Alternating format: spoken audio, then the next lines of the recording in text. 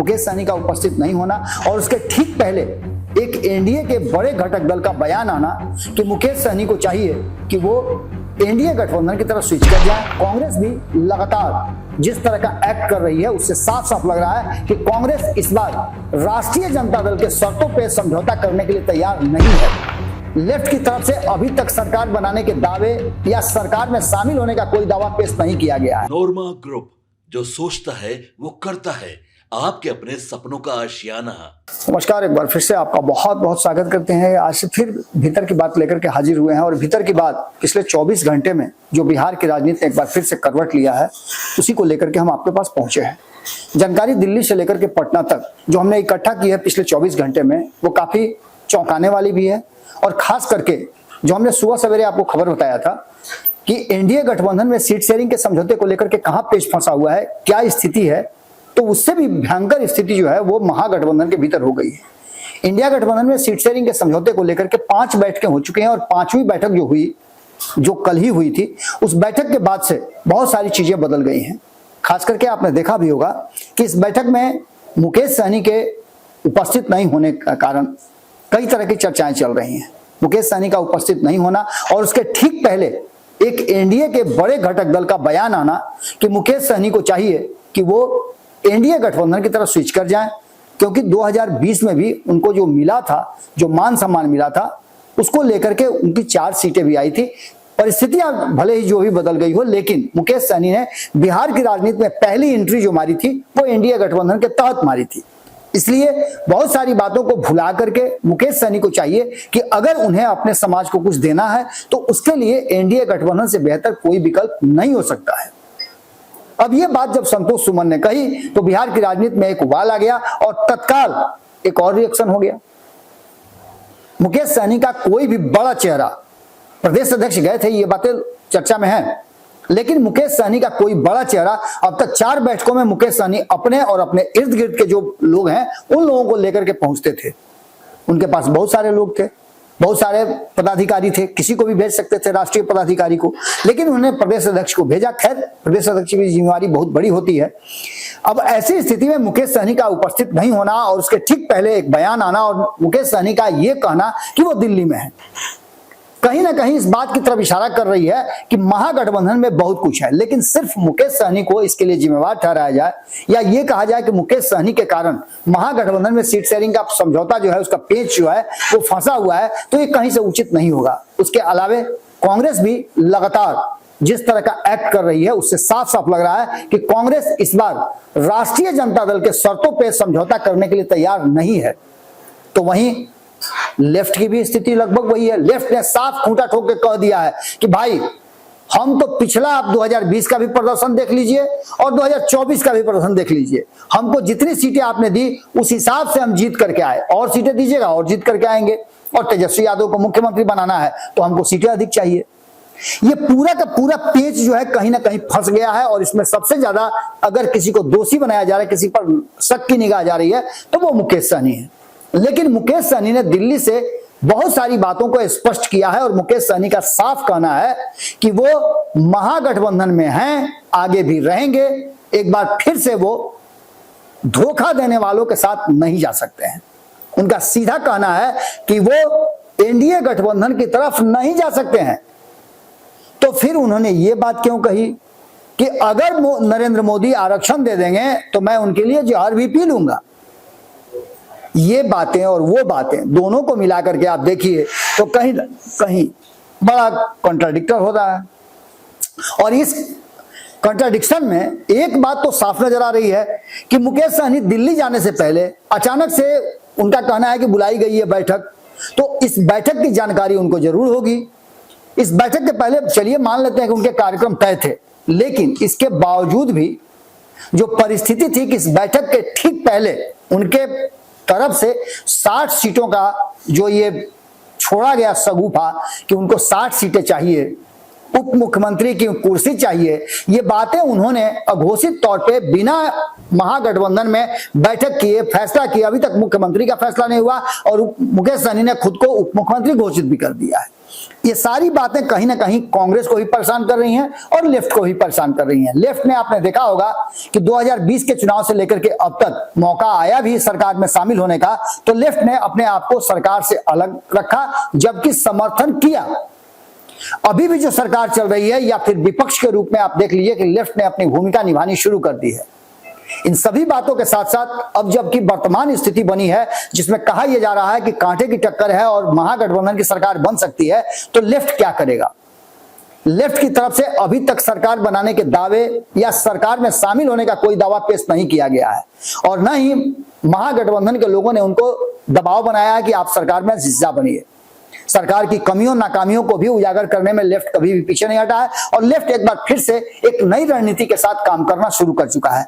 Left की तरफ से जो सीट शेयरिंग का जो आंकड़ा प्रस्तुत किया गया है, जो सीटें मांगी गई है, उसमें सीपीआई ने 24 सीटों का डिमांड किया है। अब आप समझ सकते हैं 243 सीटें हैं, इसमें कैसे फॉर्मूला तय होगा।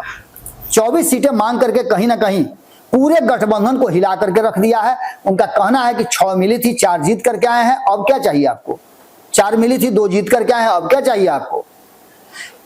हमको सीटें मिली 19, हम 12 जीत करके आए, अब क्या चाहिए आपको? जिसको 70 दिए उससे बात कीजिए ना। तो दूसरी तरफ आपको बता दें कि कांग्रेस का मानना यह है कि वो 1 सीट भी कम नहीं लेने के लिए तैयार है और साथ साथ अपनी चॉइस सीटें भी कांग्रेस मांग रही है। कांग्रेस की चॉइस सीटों का 1 दर्जन का लिस्ट हमने आपको दिया था। ये वैसी सीटें हैं जहां राष्ट्रीय जनता दल और अन्य जो महागठबंधन के घटक दल हैं उनके साथ टकराव की स्थिति है। उसके कारण कई हैं। वो सीटें पारंपरिक रूप से कांग्रेस की रही है, कांग्रेस उस पर जीतती भी आ रही है। बीच के समय में कांग्रेस थोड़ी कमजोर हुई तो उन सीटों पर कब्जा राजद और लेफ्ट के हो गई। कई ऐसी सीटें हैं जिस सीट पर कांग्रेस हारी है, वह ऐसी सीटें दी गई थी जिस सीट पर लंबे समय से एनडीए गठबंधन जीतती आ रही है। कांग्रेस का मानना यह है कि हमें वो सीटें चाहिए जिन सीटों पर हम जीतें और हमारी चॉइस सीटें हमें हर हाल में चाहिए। अगर ऐसा होता नहीं है तो वो भी अपने लिए रास्ता सोच सकती है। कांग्रेस ने अपनी 70 सीटों की लिस्ट सौंप दी है, जिसमें से उसने नई सीटें जो है उसकी लिस्टें जो है 24 सीटों की लिस्ट सौंपी है कि ये 24 सीटें हैं जो हमें हर हाल में चाहिए।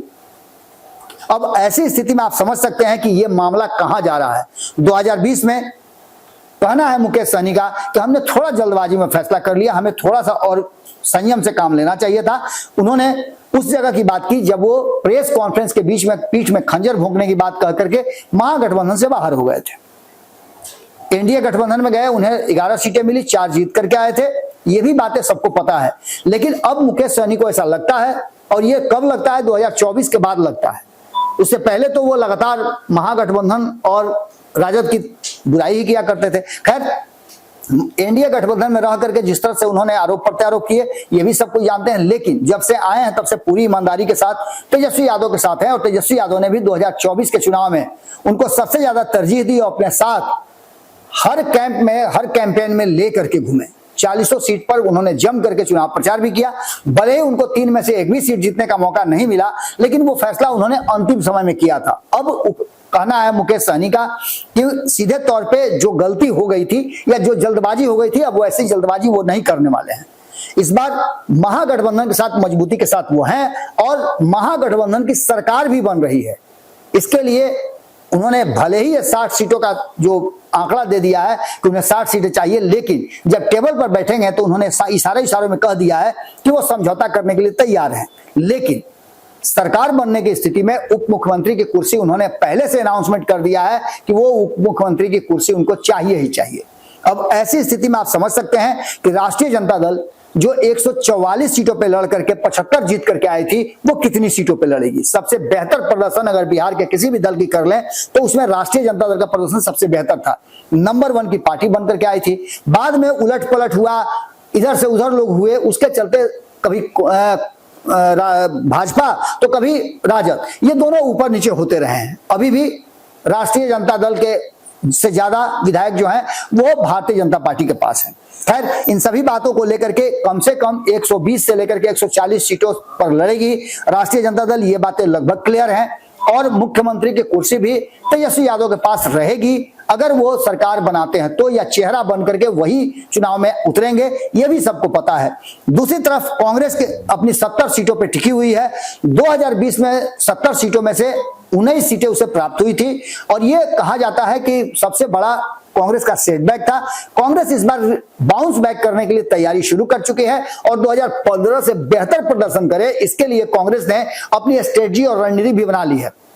आप देख रहे होंगे कि लगातार सदाकत आश्रम में दिल्ली से आकर के कोई ना कोई बड़ा नेता बिहार में अपनी खूंटा कर रहा है और अपनी बातों को रख करके बिहार में कांग्रेस को एक बार फिर से बूस्टर डोज दे रहा है और इससे कांग्रेस प्रभावित भी है। आपने कई आंदोलन देखे जिसमें राजद छुप गई कांग्रेस के आगे। ये कांग्रेस की पुरानी कांग्रेस लौट के आ रही है और ऐसे में कांग्रेस कुछ बेहतर प्रदर्शन करे, इसके लिए भी तैयारी शुरू हो चुकी है। वहीं आपको बता दें कि सीपीआई और सीपीआईएमएल के साथ साथ सीपीएम, ये तीनों जो घटक दल हैं या कहा जाए कि तीनों जो लेफ्ट के दल हैं, इन्होंने भी अपनी तैयारी शुरू कर दी है और ये भी पीछे हटने वाले नहीं हैं। 4 सीटें मिली थी, 4 में से 2 सीटें जीत करके आए, 6 सीटें मिली थी उसमें से 2 सीट जीत करके आए और सीपीआईएमएल को मिला था 19 सीट जिसमें से 12 सीट जीत करके आए। अब सीपीआई का दावा है, उसके जो प्रदेश सचिव हैं वो राम नरेश पांडे, उन्होंने 24 सीटों का एक लिस्ट सौंप दिया है तेजस्वी यादव को। तेजस्वी यादव चूंकि महागठबंधन के कोऑर्डिनेटर हैं, उनको दे दिया है और उनका कहना है कि हम बेहतर प्रदर्शन कर रहे हैं, हमको आगे भी इस मौका मिलना चाहिए। सीपीआईएमएल की बात करें तो उसने 40 से 45 सीटों का दावा ठोका है। सीटें वो अधिक चाहती हैं और ऐसी स्थिति में आप समझ सकते हैं कि क्या परिस्थिति बनेगी। इन सब के बाद अगर ये सीटों का झमेला फंस जाता है तो उसके लिए बैकअप प्लान जो है वो कहीं ना कहीं कांग्रेस के पास भी तैयार है और राजद के पास भी तैयार है। बाकी के दल भी अपना बैकअप प्लान लेकर के चल रहे हैं। मुकेश सहनी के बारे में कहा जा रहा है कि एनडीए से बुलावा आ रहा है तो एनडीए की तरफ स्विच कर सकते हैं अगर यहां उनकी बात नहीं बनती है तो। लेफ्ट के लिए कोई विकल्प नहीं है, लेफ्ट अकेले लड़ सकता है या फिर महागठबंधन के साथ लड़ सकता है। रहा सवाल कांग्रेस का, तो कांग्रेस भी अपने विकल्प की तलाश कर रही है और कांग्रेस को यदि राजद के तरफ से दबाव बनाया गया कि उनको कम सीटें दी जाए या उनके चॉइस सीटें नहीं दी जाए तो वो भी अपने लिए विकल्प तलाश कर सकते हैं। उनके लिए भी कई रास्ते खुलते नजर आ रहे हैं। वहीं अगर बात करें तो बाकी के कई दल हैं, इनमें से कोई भी दल छटकता है तो कई दलों के आने की संभावना है। महागठबंधन में एनडीए गठबंधन से भी जो नाराज लोग होंगे सीट शेयरिंग के समझौता से, जिसमें कई लोगों पे नजर गड़ाई जा रही है, कहा तो यह भी जा रहा है कि चिराग पासवान भी आ सकते हैं, कहा तो यह भी जा रहा है कि उपेंद्र कुशवाहा तैयारी कर रहे हैं, जीतन राम मांझी की तरफ भी कहा जा रहा है कि वो भी आ सकते हैं, उनको भी अधिक सीटें चाहिए। तो ऐसी स्थिति में ये तो हैं, लेकिन एआईएमआईएम जिसने पहले ही अर्जी दे दी थी राजद को कि आपको यदि भाजपा को बिहार की सत्ता से दूर करना है, एनडीए को बाहर करना है तो आपको मेरा साथ लेना पड़ेगा, और वो तैयार है। वहीं आपकी बात करें तो आरएलजेपी पशुपति कुमार पारस की पार्टी लगातार राजद के साथ अपने संबंधों को सुधारने में लगी हुई है और सीटों के डिमांड भी उनके ज्यादा नहीं है, तो ऐसी स्थिति में ये भी आ सकते हैं। आईआईपी जो कि लगातार बिहार की राजनीति में सबसे ज्यादा प्रासंगिक हो गई है और कहा यह जा रहा है कि जिस तरह से चिराग पासवान एनडीए गठबंधन से निकल जाते हैं तो एनडीए गठबंधन की स्थिति थोड़ा कमजोर पड़ेगी, वैसे ही आईआईपी यानी इंजीनियर आईपी गुप्ता, उनकी पार्टी जो है इंडियन इनकलाब पार्टी, जिस खेमे में रहेगी उस खेमे का ग्राफ बढ़ के रहेगा, क्योंकि इस बार उनके वोटर जो हैं, उनके लोग जो हैं, इस समाज के लोग, ताती तत्वा पान समाज के लोग, वो एग्रेसिव वोटिंग करेंगे और जहां भी करेंगे एक मुश्त वोट जाएगा। यानी कि आईआईपी के लिए भी रास्ता खुला हुआ है। यदि कोई भी विद्रोह करता है महागठबंधन में तो उसके लिए रास्ते आईआईपी के लिए सबसे ज्यादा सुगम और खुले हुए रास्ते हैं। ऐसी स्थिति में वो महागठबंधन के साथ साथ एनडीए गठबंधन की तरफ जा सकते हैं।